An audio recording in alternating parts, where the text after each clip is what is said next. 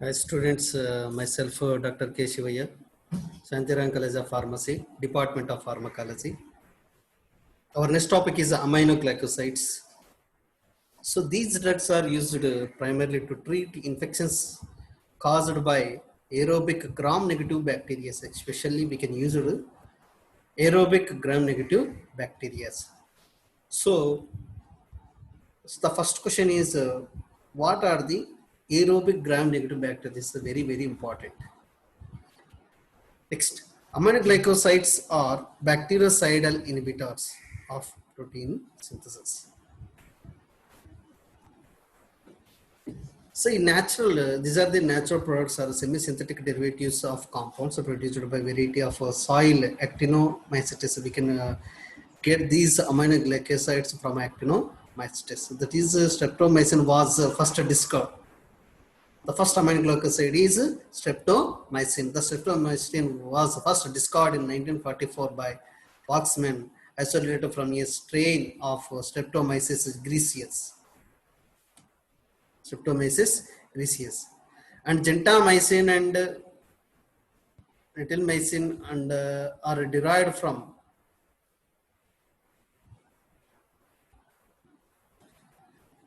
other species of Streptomyces, other species of Streptomyces. The difference in spelling MICN compared with the two other aminoglycoside antibiotics is MICN reflects this difference in origin. So depending upon the streptomyces, because of that only we can differentiate. Come to the chemistry of the aminoglycosides. In the structure, two amino sugars joined by aminoacetal by glycosidic bond. So this is one amino sugar, this is one amino sugar. These two combined amino acetal, this is amino acetal through the glycosidic bond. That is the structure of the aminoglycosides. Come to the in streptomycin, a aminoglycol is streptidin. This is streptidin. This is streptidin. This is streptidin. These amino cyclitol ring, that is streptidin, it's make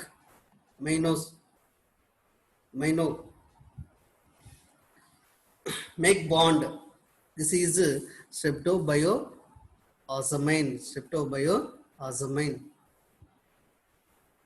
So streptomycin is not only aminoglycoside because of aminoglycol is not connected to any amino sugar. Here we can observe it is not connected to any amino sugar, but it is a aminoglycoside. Come to the properties. All are used as sulfate salts which are high water soluble. All aminoglycosides are salts, that is sulfate salts which are high water soluble. So salts, all salts are easily soluble in water. So water soluble. Solutions are stable for months, not years. So they are stable for only months. So they ionize in solution. So if you taken salt, any salt, if you dissolve in water, automatically it is a positive charge and a negative charge. It is divided like that. These aminoglycosides make salt with sulfate and to form the salts. So when it is dissolved in water to make positive ions and negative ions. So when that substance is dissolved in one solvent, we can call a solution. So here the ionizing solution. So not absorb orally, distribute only extracellularly. Don't penetrate cerebrospinal fluid or brain. Non-ionized drugs are more absorbable. Ionized drugs are not absorbable. This is the common point already you studied in maybe in pharmacokinetics. And excreted unchanged in urine, bactericidal and more active at alkaline pH. So these drugs, aminoglycosides, more active on alkaline pH. Next, act by interfering with the protein synthesis. These aminoglycosides interfering the protein synthesis, active against gram-negative aerobic bacilli and do not inhibit anaerobes. Check only aerobic. There is only partial cross resistance among them. So little bit cross resistance is there and low margin of safety.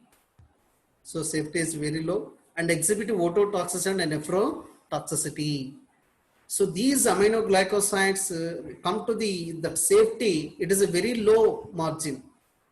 So not that much safety when it is used. These aminoglycosides drugs are the safety considered if you taken very low when compared to the other antibiotics or antimicrobials.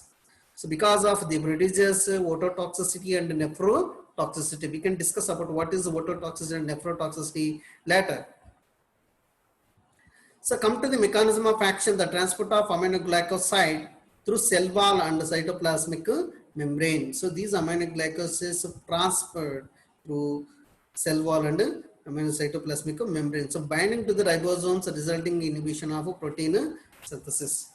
So diffuse across our outer coat of the bacteria through the porin channels. So how it is enter into the bacteria? Through the pore channels of the bacteria. So penetration is oxygen dependent active process. When the oxygen is there, more transport is inactivated under anaerobic condition. That's why I said already, these are all these drugs act on the aerobic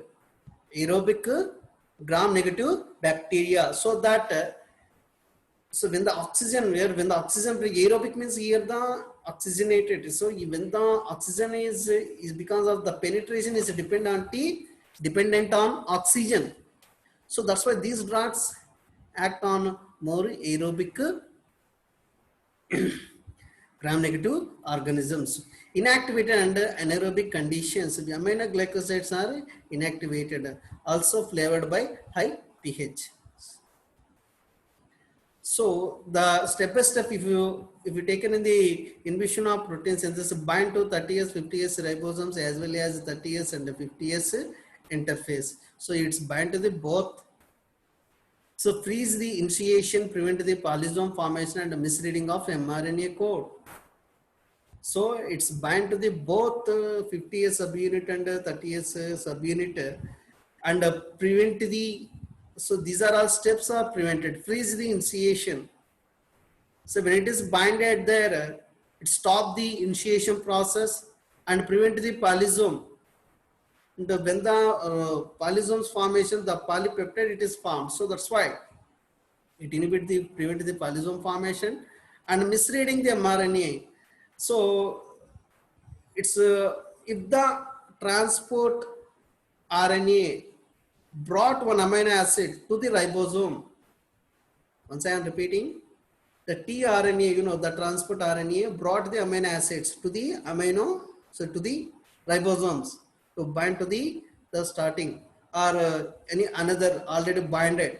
So these what happened, the transport RNA brought amino acids bind to the another place instead. So because of this, the misreading happened. So inhibit the protein synthesis. So this is the tRNA transport RNA, it's binded here.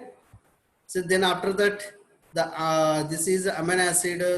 Here the peptide bond is, this is A1 amino acid, second one amino acid, third one amino acid. Like that, it is amino acids combined together to form the protein. This is a translation process.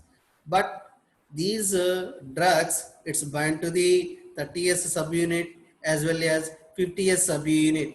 So when it is binded, so either it freeze means here if it is binded, it freeze the starting, or it is binded here, it stop the elongation,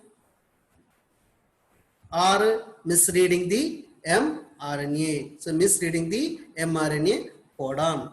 So this is the possibility of the mechanism of action of the aminoglycosides. Next. So the cidal action due to secondary change in cell membrane, energy dependent phase 2 process. After exposure, sensitive bacteria become more permeable. Ions, amino acid and protein leak out and cell death. So slowly what is happening? Energy dependent phase 2 process will be inhibited and lost the ions and amino acid and proteins leak out.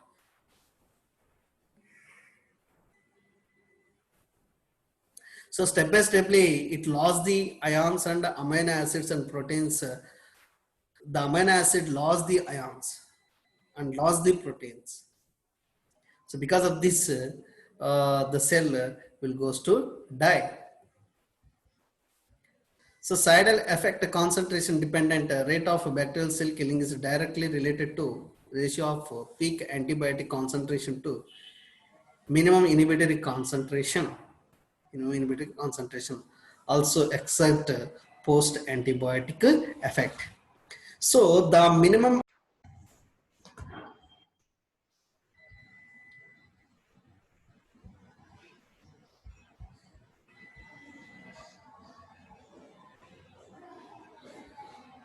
So MIC means the minimum amount of the drug to kill the 50% of the population. That is the minimum concentration, MIC. The minimum concentration of the drug to inhibit the 50% of the population. Here the 50% population means the 50% of the microorganisms. So here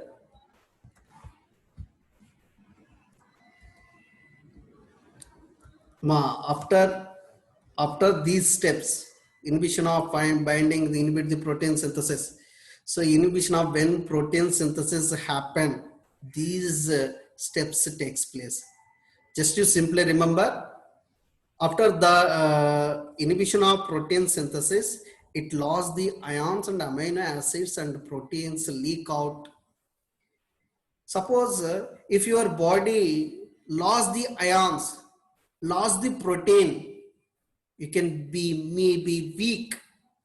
So like that, the bacteria also will lose the ions and proteins. When it is lost the ions and proteins from this cell, then automatically the cell goes to die.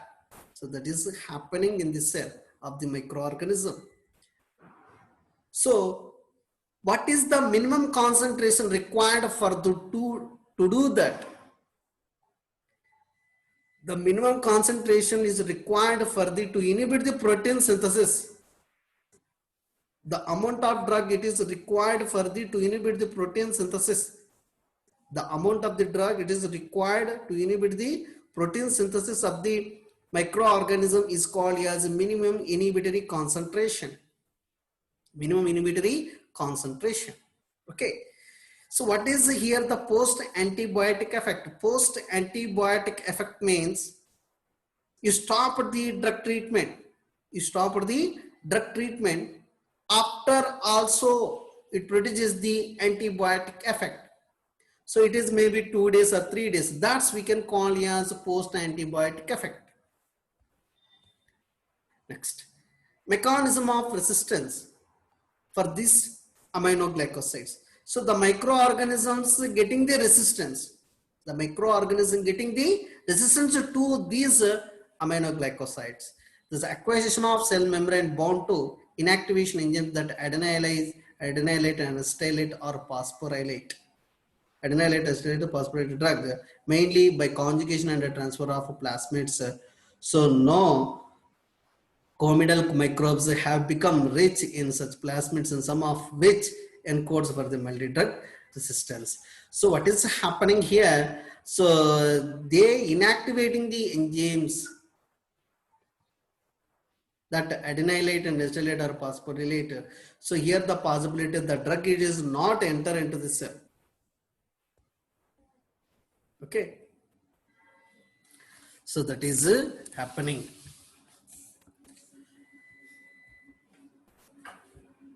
Next one, mutation decreases the affinity of ribosomal proteins that normally bond to aminoglycoside. So actually the aminoglycosides, if it is reached, okay, akademo first resistance it is getting by the to stop the entry of into the cell. This is the first. Already we discussed them. The maximum the four possibilities ఉంటాయి. First entry కాకుండా చూస్తాయి. First one. Next, the second one is when it is mutation in the microorganism, decrease the affinity to bind to the ribosome, 30S ribosome and 50S ribosome. Actually, the aminoglycoside drugs bind to the 50S ribosome, 30S ribosome. But here the microorganism getting the resistance. Due to that, and produces some mutations. When the mutations produced that aminoglycosides not bind to the ribosome because of their affinity decreases. Like that, they prepare the different ribosome. Ribosome, it is nothing but protein only. Ribosome also nothing but it is a organelle, it is a protein only. So now it is mutated. So that mutated, it produces the different ribosome.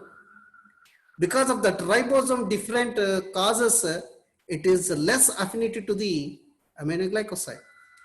So it is less common, specific for a particular drug and seen in Escherichia coli. We can observe in E. coli. And decreases one more, decrease efficiency of aminoglycoside transport mechanism. I let me say. So found in Pseudomonas second space, just with the transport of aminoglycoside from outside to inside decreases. Absorption. Come to the pharmacokinetic absorption, distribution, metabolism, excretion of the aminoglycosides. Absorption, highly polar cations. So it's a very poorly absorbed. So polar kunnai kabatti polar drugs అనేవి absorption అనేవి చాలా తక్కువ. So very poorly absorbed from the GI tract. So absorption of gentamicin from the GI tract may be increased by gastroenteritis. But when it is absorption, if it is more when GI diseases, any ulcerative colitis, any ulcers, any gastric problems, if it is there, then only the more absorption, because of the membrane is it is ruptured, that's why it is absorbed. Otherwise, the absorption is very poor. So all the aminoglycosides are absorbed rapidly from the intramuscular site injection. Intramuscular site injection, but it is not considered absorption. It is directly systemic circulation. It's a parenteral route. Because of their polar nature, the aminoglycosides do not penetrate into most cells. The CNS are the eye. So these drugs are polar in nature. That's why they didn't bind to the cells and not enter into the cells. Okay. So plasma protein binding negligible. So it is a very negligible, 1 or 3%, 4% అంతగా ఉంటుంది, అంతకంటే ఎక్కువ. Next, volume of distribution, 25% of the lean body weight equal to extracellular fluid. So concentration of aminoglycosides in secretions and tissues are low. So finally here what we have to observe, the aminoglycosides are more present in extracellular fluid, not in intracellular fluid. What is extracellular fluid? Extracellular, out of the cell, that fluid. Next, one more point, how you can define the extracellular fluid? The fluid present in the tissue or the fluid present between the cells is called as extracellular fluid. So the amount of these aminoglycosides more present in extracellular fluid, not in intracellular fluid. And also any secretions in our body glands secreted some others, it is very low elimination. Except almost entirely by the glomerular filtration. So it is excreted through urinal. It's a large fraction of the parenteral administered dose is excreted unchanged during first 24 hours. See, as it is not metabolized in the liver not that much. It is not here 1 or 2% only. It is metabolized. The maximum remaining amount as it is just to observe any time. If the drug excreted as it is or almost unchanged form, if they mentioned unchanged form, if the drug excreted unchanged form, the drug is not metabolized that much. That is very important, we have to consider. If the drug excreted as it is or unchanged form, we can consider as the drug not metabolized in the liver that much. Maybe out of 100, suppose if you take 100 mg of drug, in that 100 mg of drug only 1 or 2 mg only metabolized, remaining 98% of the drug it is excreted as it is. Okay, so the T-off is very low because of 2 to 4 hours only, because of the glomerular filtration, it is immediately. So aminoglycosides can be inactivated by various penicillins in vitro and others should be not administered in the solution. So these drugs we cannot administer with the penicillins because of they are inactivated. Aminoglycosides we cannot administer with the penicillins or cephalosporins because of they are inactivated. So these are the dosage regimens every 24 hours. So we have to maintain the minimum drug because of the amount of drug, the minimum amount of the drug to inhibit the 50% of the microorganism we can call as minimum inhibited concentration. If you want to do inhibit the minimum 50% of the population of the microorganism, we have to maintain the drug dose in the body. So next, these are the drugs: gentamicin, tobramycin, cizomycin, and netilmycin. So we can administer 3 to 5 mg per kg per day, and streptomycin, kanamycin, amikacin 7.5 to 15 mg per kg per day. These are the doses, and we can observe the drug. See, threshold. What is the minimum energy? Actually, minimum energy required to lift anything. So here the minimum drug required to inhibit the 50% of the population.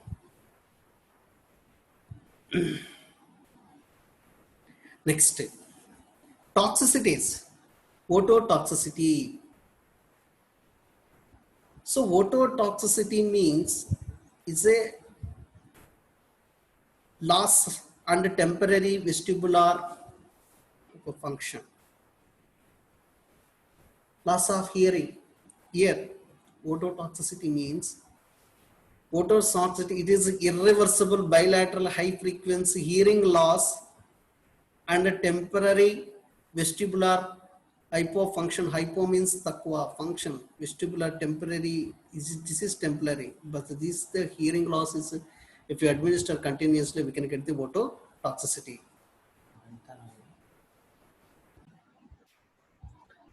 So degeneration of hair cells also, and neurons in the cochlea correlates with the loss of hearing.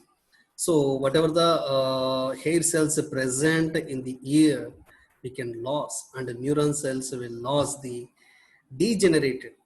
The cells are degenerated because of this loss of hearing. So the ototoxicity means toxicity to the ear. So here we can loss of hearing. So ototoxicity higher when plasma concentration of the drug is persistently high. So for gentamicin, it is 2 micrograms per ml. If the drug is reached to the 2 micrograms per ml, then it produces the phototoxicity. So that's why it is the drug is not under safety conditions, not low. It is low margins. The safety is very less. These aminoglycosides, drugs, all drugs, safety is less because of low margin rate safety. So interfere with the active transport system essential for the maintenance of the ionic balance of the endol lymph. So ear drops can also ototoxic when given in patient with perforated ear drum.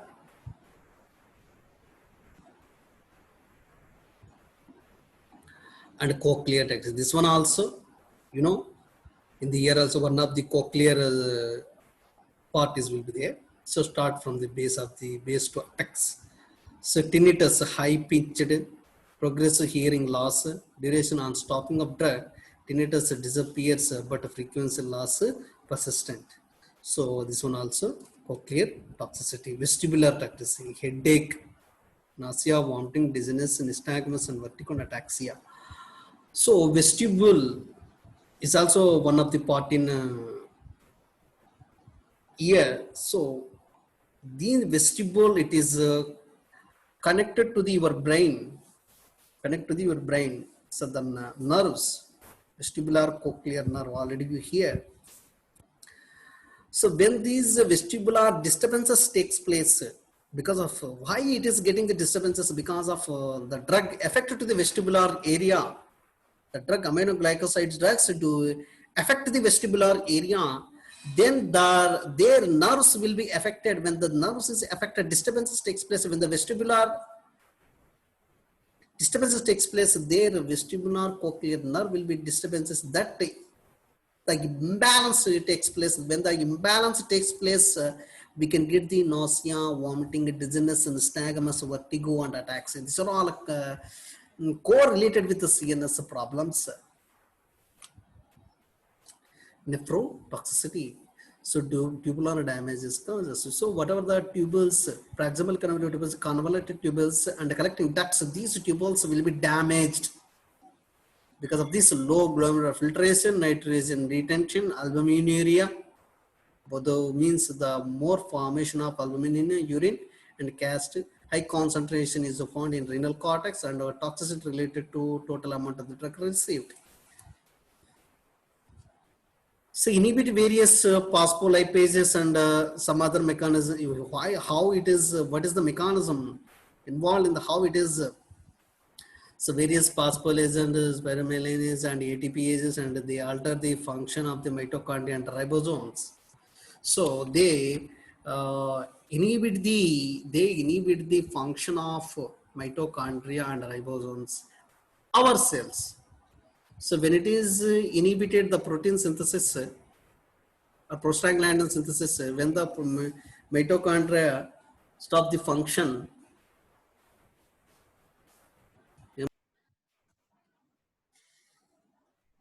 so these aminoglycoside drugs inhibit the function of mitochondria in our cells, and these amino glands inhibit the protein synthesis in our cells. So these, because of these, it will affect it to the our cells.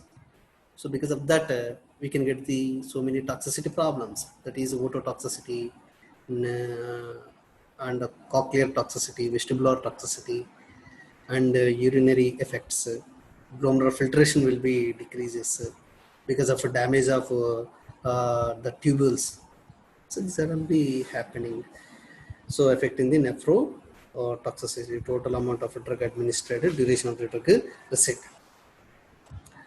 Yes, liver disease, diabetes mellitus, and septic shock, it is toxicity increased. If in case, if the age is more, and the person already affecting the liver diseases or diabetes mellitus, if it is there, this drug produces more toxicity. So streptomycin and tobramycin are the least nephrotic. So when you observe, when you compare the other aminoglycosides, Suppose gentamicin, some other drugs, streptomycin and tobramycin are little bit less nephrotoxicity. And one more toxicity is a neuromuscular blockage. So decrease these drugs decreases the release of acetylcholine from the motor nerve endings and antagonize the calcium 2 plus ions. See, when the acetylcholine is not released, it's not bind to the muscarinic receptors. The muscarinic receptors maximum it is present in smooth muscles and skeletal muscles. So when the smooth muscles not receive the acetylcholine, there is no contraction. When the skeletal muscles not receive this acetylcholine, the movement is not takes place. And also one more important point is these aminoglycosides to inhibit the antagonize the calcium 2 plus ions. So calcium, you know, what is the calcium 2 plus ions role in the muscle contraction? It's very, very important. Okay, so neomycin and streptomycin have higher incidence. So when you compare the other aminoglycosides, all aminoglycosides produces the minimum effect, but neomycin and streptomycin have the more effect regarding neuromuscular blockage. So apnea and fatalities when streptomycin was put into peritoneal and pleural cavity. If the drug, these streptomycin drug administered peritoneal cavity or pleural cavity, if you administer, it produces the apnea, means a loss of breathing is very difficult, and fatalities. So fatalities, we can get the effect in the peritoneal. Avoid during pregnancy risk of fetal ototoxicity. So during pregnancy, we have aminoglycosides, we have to stop because of the baby getting the ototoxicity. Avoid concurrent use of nephrotoxics. So these aminoglycosides we cannot administer along with these drugs. NSAIDs we cannot administer, vancomycin, cisplatin, amphotericin, cyclosporin, because of it more toxicity. It produces more toxicity.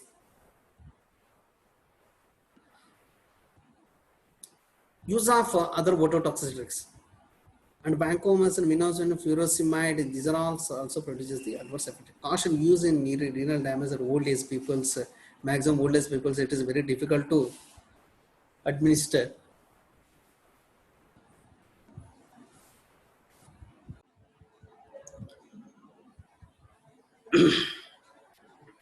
So these aminoglycoside drugs we cannot administer in old age peoples and renal damage peoples. It's because of more toxicity to the dead persons. And better precautions we have to take when the muscle relaxant if you want to give. So don't make aminoglycosides with any drug in the same syringe. So we have to give these drug individually. If you are doing any drug, if you want to administer, you cannot mix this in the injection especially. So come to the classification of drugs. So these are all water soluble drugs. That's why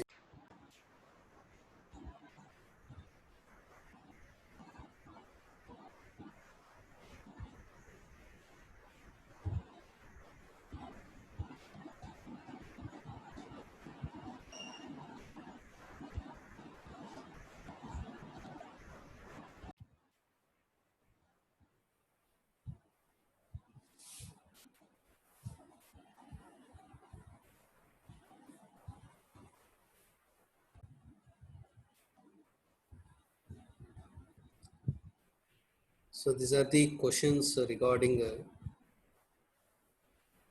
about topic aminoglycosides. So what is aminoglycosides? Classification of aminoglycosides, mechanism of action of aminoglycosides, adverse effects of aminoglycosides. Next to pharmacokinetics of aminoglycosides, uses of streptomycin, uses of neomycin. What are the possibilities getting resistance to aminoglycosides by microorganisms? How the microorganism getting the resistance to aminoglycosides? Uses of kanamycin, topical adverse effects. Here aminoglycosides means especially topical drugs. So topical drugs, which drugs we can use to, so their how adverse effects produced in topically. So these are the questions. Thank you, one and all.